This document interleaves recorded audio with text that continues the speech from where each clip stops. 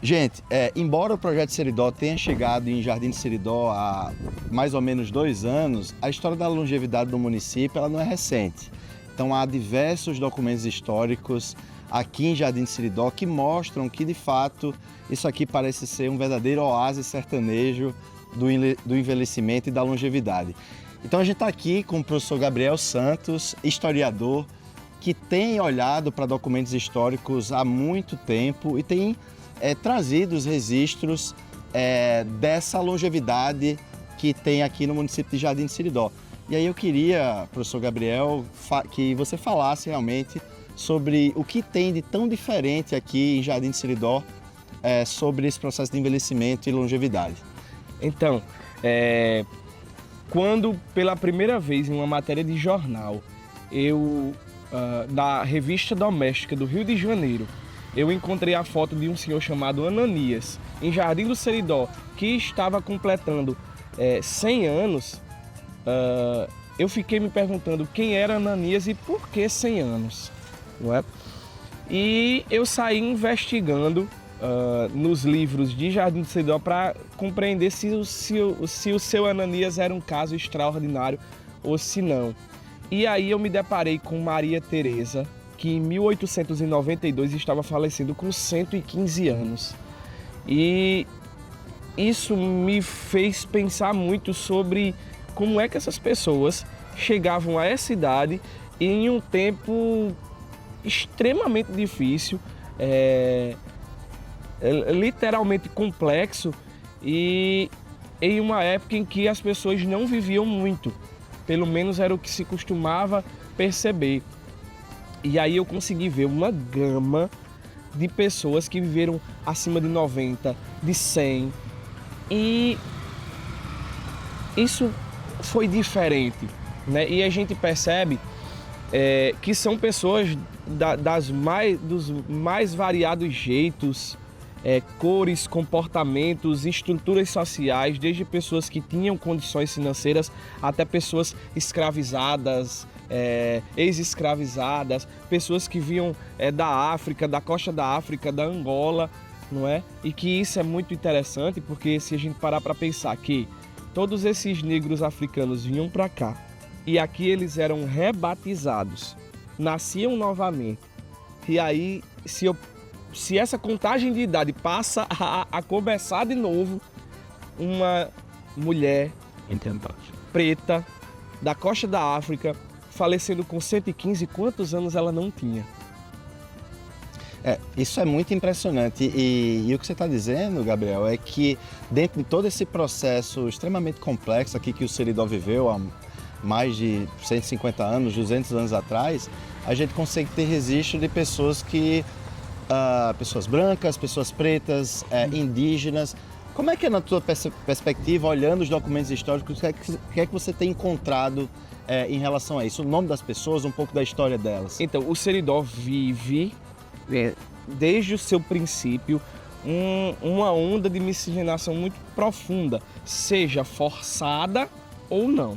A gente sabe que por questões sociais, enfim, e da época houve muita miscigenação forçada, mas houve muita miscigenação também consentida, não é? E esse cruzamento, digamos assim, de forma bem simples, de cores, fez com que o seridóense se tornasse um ser à parte, um personagem à parte, não é? E em Jardim do Seridó a gente tem com muita profundidade isso, né? Quando a gente vê, por exemplo, que boa parte da população descende de Caetano Dantas Correia, por exemplo, que é um desses grandes patriarcas do Seridó, mas que deixou uma de suas filhas aqui, que foi a Micaela Dantas Pereira, que casou com o Antônio de Azevedo Maia Júnior, né? Os fundadores de Jardim do Seridó, e muitos descendem deles. E esses, por sua vez, nesse caso, descendem do próprio Caetano, que descende do indígena. A gente percebe que essa miscigenação é muito profunda. E essa miscigenação foi passada não só pelo sangue, mas também pelos costumes.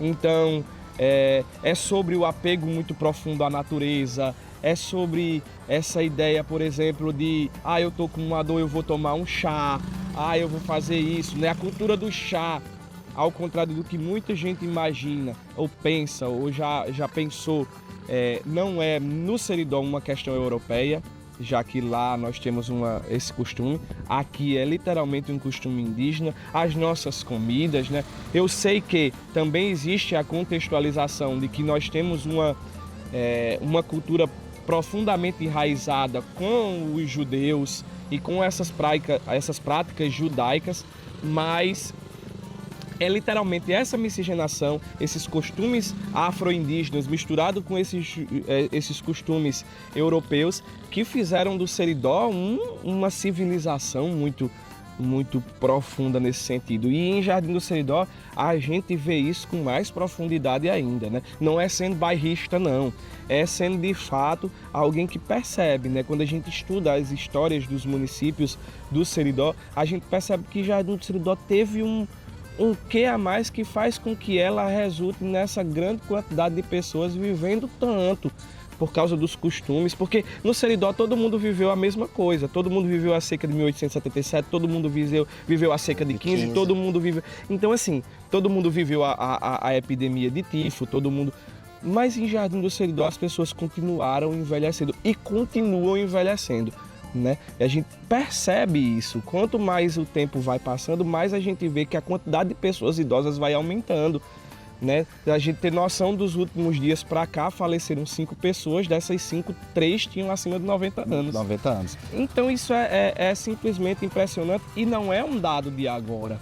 A gente percebe que os livros mostram essa quantidade de pessoas já falecendo nessa idade, já celebrando o aniversário de 90 anos, já celebrando determinadas datas com uma idade avançada. Então, é preciso já olhar para esses documentos e perceber a profundidade desses fatos para a gente conseguir jogar luz sobre o que a gente tem hoje, né? Perfeito. E o projeto Seridó ele é muito importante porque, na verdade, ele é feito por pessoas com raízes seridoenses, por seridoenses, para os seridoenses e para o mundo também, que precisa realmente conhecer o que é que aconteceu e acontece do ponto de vista desse fenômeno da longevidade.